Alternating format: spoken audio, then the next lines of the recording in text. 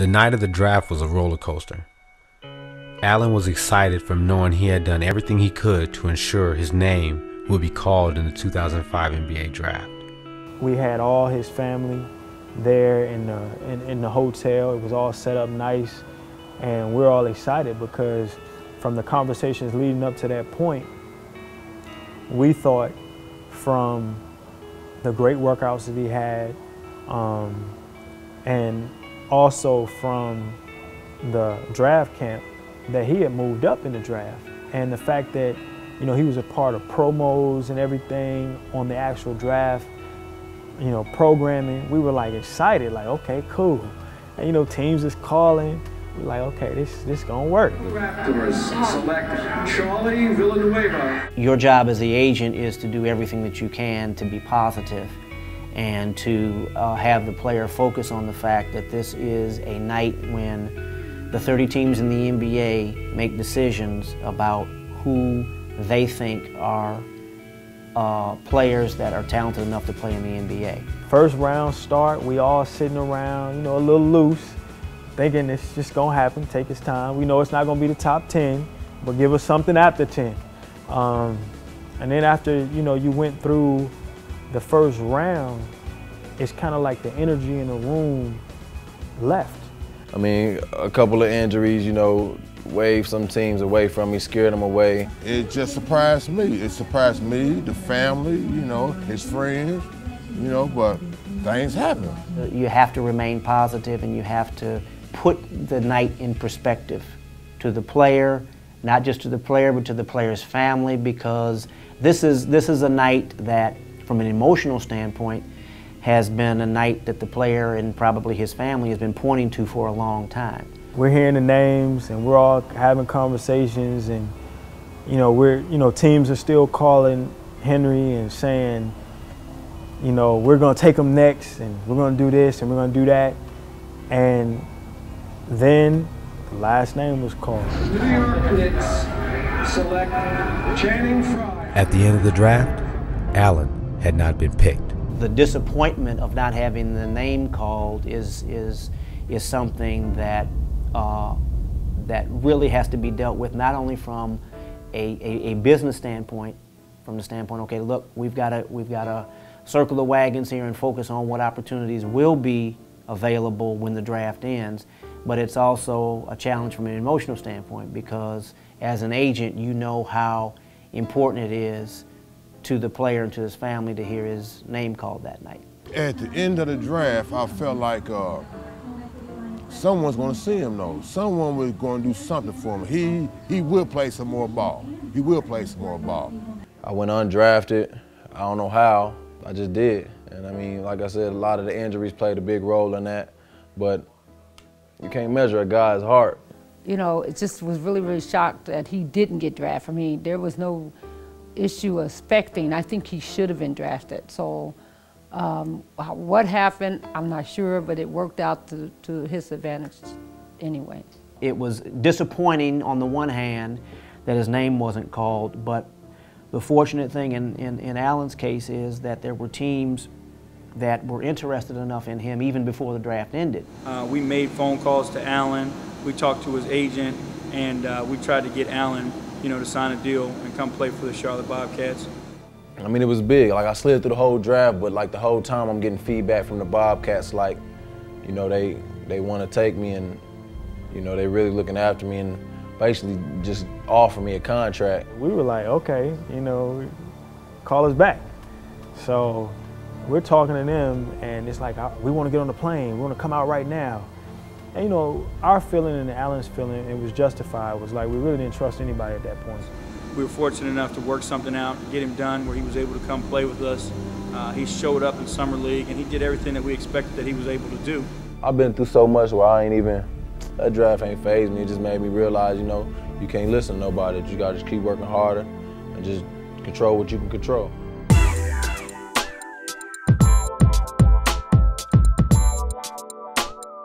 You know, got a contract with Nike. They're my peoples. Get anything you want from Nike, just holler at me, whatever. You know, and see the shoe collection. I mean, I only probably wear these about 2 or 3 times in the bathroom. This used to be me and Tylan room size. Bathroom, the bunk beds be over here. I be on the top, be on the bottom. But now I got the tub big as the bunk bed. Yeah, and this my room is sloppy, but hey, I got a maid. She can just come clean it whenever I call her, so I can keep it like this.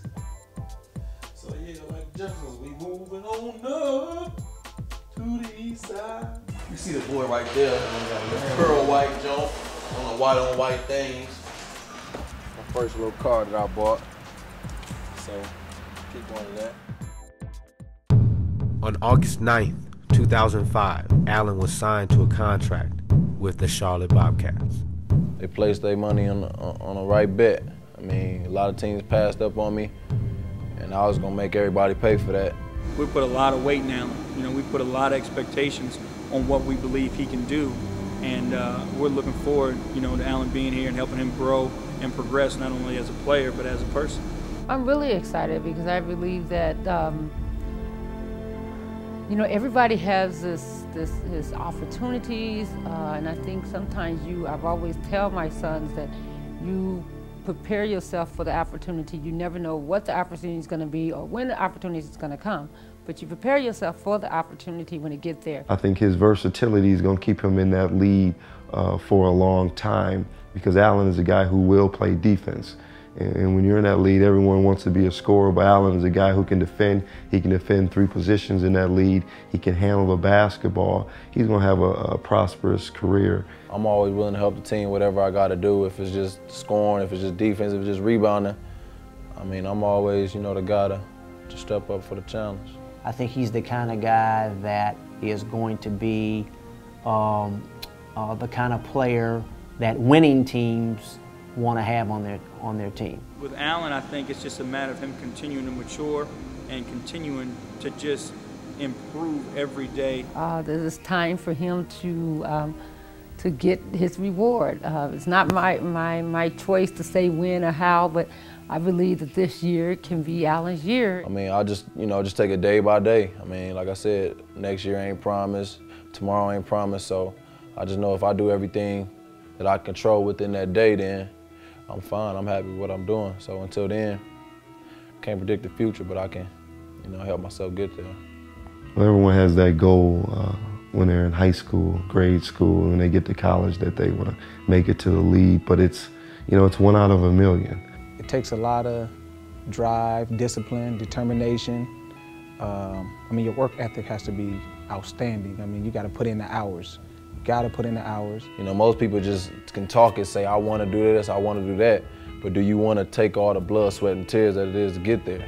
So, I mean, I can say it's come with a lot of patience. I mean, you'll see guys around you that's getting this, getting that, and maybe it's not your turn. But you just got to be patient and humble that, you know, your time will come. And when your time comes, just blow up with it. Just take it and run with it. The only thing I can say as far as what my son did, he stayed in school. He didn't do no drugs, no alcohol, no nothing. He's a smart kid, and he fulfilled his dream. He fulfilled his dream. Just never take no for an answer. Just never let nobody tell you what you can and can't do.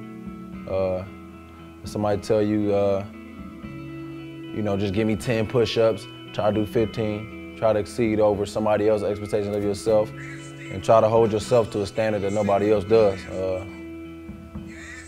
And just try to give all you got, man, whatever you do. I mean, just stay competitive, stay humble, and stay with God, and you'll be all right. The Bobcats only picked up a 1-year option on Allen, so he has this next season to prove he deserves to stay in the NBA. I would like to say, son, I love you. More power to you. Hey, man, be strong. Just keep going forward, baby boy. Keep going forward, baby boy. That's all I can tell you, baby boy. Your dad loves you, boy. Your dad loves you. From the heart, from the heart, from the heart, dog. Peace out. Doing a documentary on you? Yeah, that's my Why the brother, fuck would you do a documentary on this sorry ass? It's like, what's up? Where you at? I went to the game, he pulls up, I mean right in front of me, say you the coach. Allen come past your coach like this and goes up, hit 3 3-pointers in a row. He snatched him out the game and then playing. No. That's why he wasn't playing no team ball. Man, what kind you had a of hot hand? No, I always play team ball. Oh, a lot of. Yeah, I don't even know how to get it out, but a lot of TV time. Gotta grind, family. It's time to get that money straight up. Definitely, nigga. You already know what it is. Definitely.